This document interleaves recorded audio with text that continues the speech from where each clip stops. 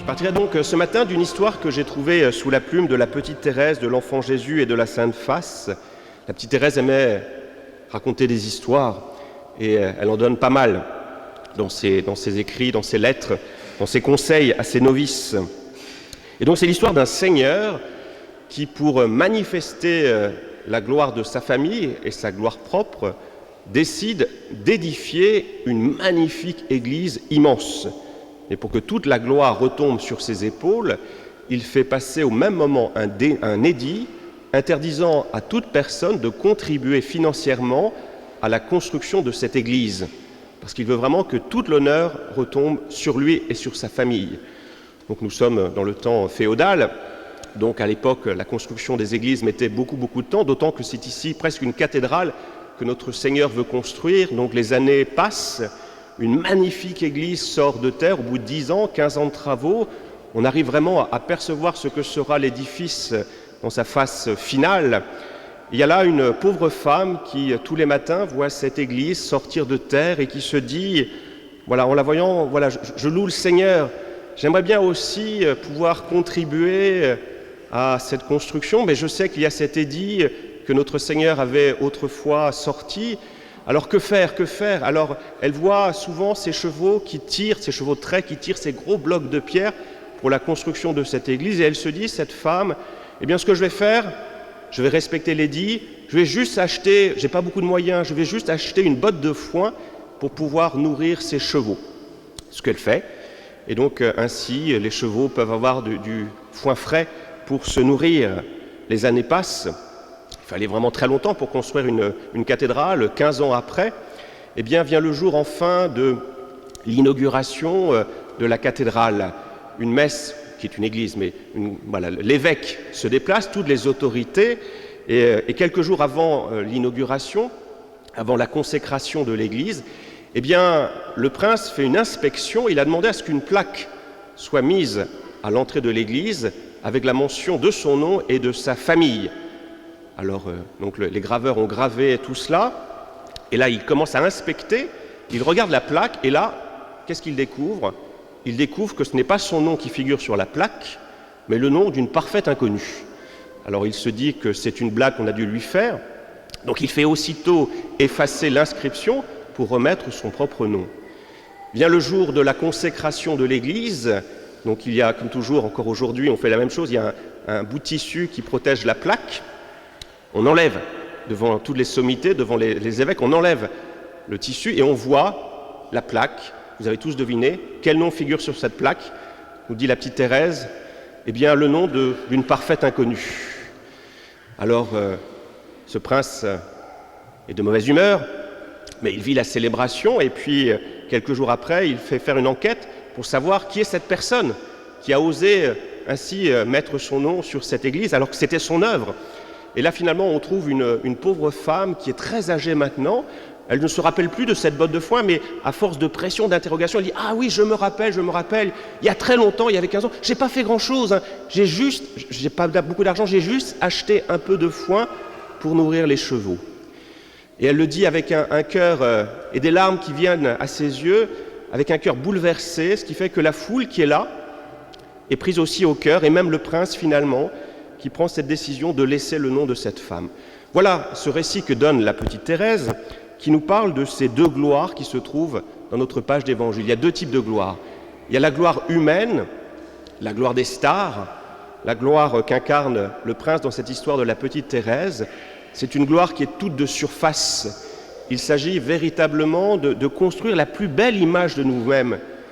Et dans cette gloire, on se rend compte que l'important n'est pas tant de manifester ce que nous sommes, mais de manifester l'image que nous venons donner de nous-mêmes. Vous voyez, l'important, ce n'est pas ce que nous sommes, c'est l'image que nous donnons de nous-mêmes.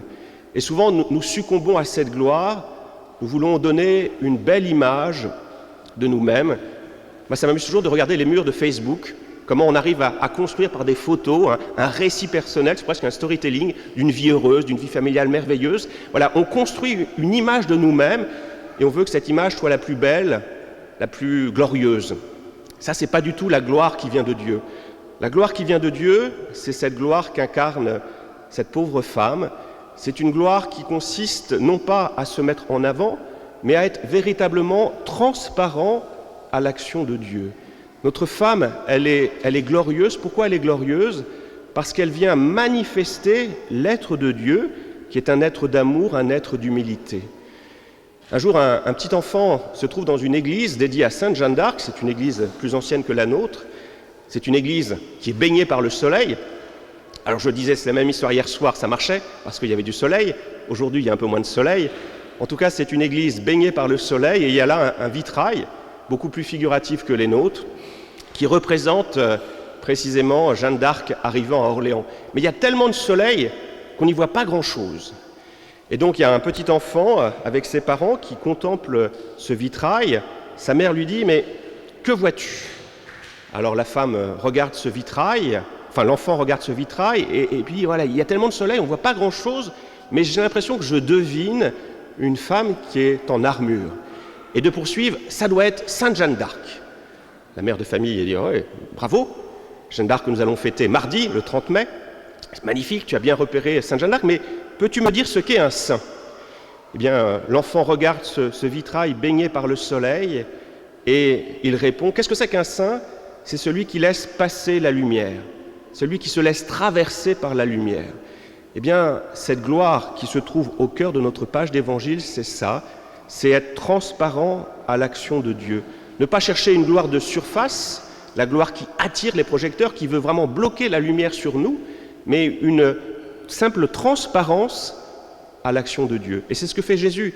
Quand on prend le temps de lire le Nouveau Testament, on voit le Christ qui s'efface toujours derrière son Père en disant « Je suis venu faire connaître ce que mon Père veut vous dire. » Donc Jésus est celui qui s'efface devant son Père.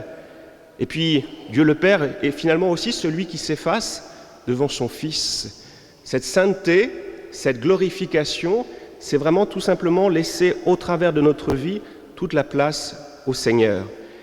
Dans notre diocèse de Rennes, notre évêque a eu la magnifique idée, à la suggestion d'un certain nombre d'habitants de Béton, d'entreprendre la démarche de béatification de Léontine d'Olivet.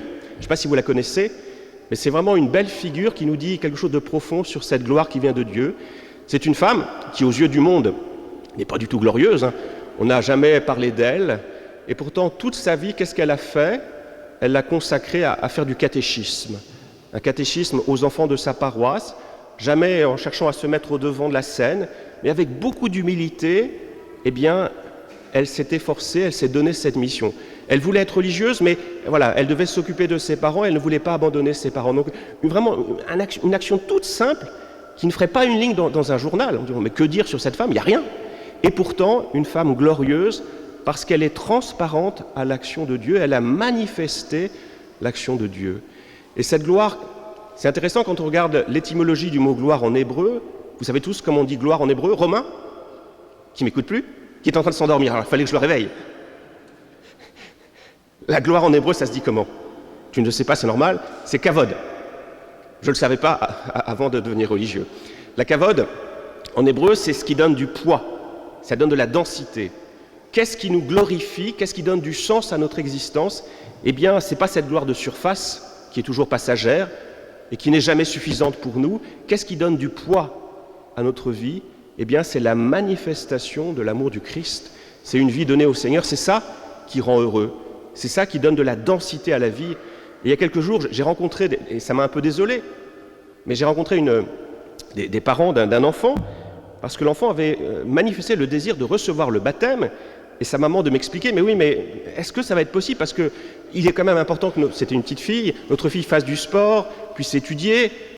Faire trop, est-ce que c'est pas en plus? Est-ce que c'est... Je lui dis, mais non, j'essaie de lui expliquer, c'est que ce qui va donner du poids, de la densité à la vie de cet enfant, c'est fondamentalement cette vie qui vient de Dieu, c'est le baptême, c'est ça qui donne du poids. C'est pas le sport. Le sport, ça donne du muscle. Mais avec les années, les muscles disparaissent. On en fait tous l'expérience quand on vieillit. Eh bien, ce qui donne du poids, de la densité à la vie, eh bien, c'est le Seigneur, c'est manifester cet amour du Christ, c'est être transparent. Et on fait tous l'expérience, je suis sûr que les jeunes, hein, quand on a passé un week-end scout ou un week-end dans des activités au Mège ou je ne sais où, à manifester, à vivre notre foi en acte, eh bien c'est ça qui donne du poids à la vie, c'est ça qui donne de l'intensité de la densité. Et c'est ça qui nous rend glorieux. Conclusion que je voudrais maintenant vous donner, très rapide. Donc la glorification de Dieu, c'est la manifestation de l'amour de Dieu, mais c'est aussi, je crois, une action. Qu'est-ce que c'est que la glorification? C'est notre sanctification. Qu'est-ce que c'est qu'être glorieux? C'est être associé à la mission du Christ qui va nous sanctifier, qui va nous rendre saints. Et ça, c'est quelque chose pour moi de fondamental. Quand est-ce que Jésus est pleinement glorifié? Eh bien, il est pleinement glorifié sur la croix et par sa résurrection. Pourquoi il est pleinement glorifié? Parce que là, il est en train d'accomplir quelque chose d'extraordinaire, c'est notre salut. Par sa confiance, par son obéissance, il vient en tant qu'homme, en plus il fait ça, il vient nous ouvrir les portes de la vie éternelle. Jusqu'à présent, voilà, le péché, la mort avait toujours eu le dernier mot, et Jésus, en tant qu'homme, vient mener ce combat contre le tentateur et vient défaire ce tentateur de telle sorte qu'il nous ouvre le chemin de la vie éternelle. Et c'est ça, qu'est-ce qu'il y a de plus glorieux que d'ouvrir le chemin de la vie éternelle? Et ce qui est extraordinaire, c'est que sur cette croix et par sa résurrection, Jésus est glorifié, il glorifie le Père, mais il nous glorifie aussi nous, en tant qu'hommes, puisqu'il vient nous redire que où est notre véritable place? Eh bien, au ciel. C'est ce que nous avons finalement célébré pour l'Ascension. Qu'est-ce que c'est que l'Ascension? C'est Jésus qui remonte dans la Trinité, qui retrouve le Père et l'Esprit Saint. Mais le Jésus qui remonte ainsi dans la Trinité, c'est le Jésus qui a son corps humain. Quand Jésus remonte auprès de son Père, ce n'est pas le Jésus d'avant l'incarnation, c'est le Jésus pleinement Dieu et pleinement homme. Vous voyez comment ce qui se joue sur la croix, c'est véritablement aussi notre ascension au sein de la Trinité. C'est de nous dire que notre véritable place, où est-elle?